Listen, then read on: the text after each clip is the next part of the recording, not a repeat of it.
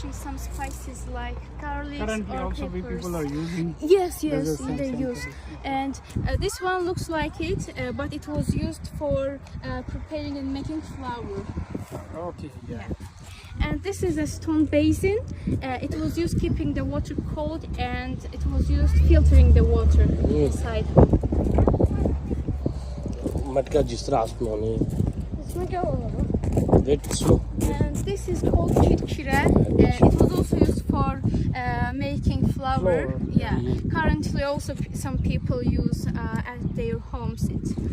And here you can see two different gravestones.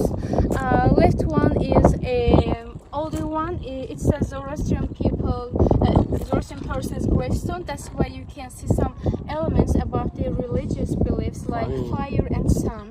And this is a Muslim person's gravestone. It's about 18th century. That's why you can see some Arabic letters on the grave. And still, there's Zoroastrian people are still somebody's there in Azerbaijan or.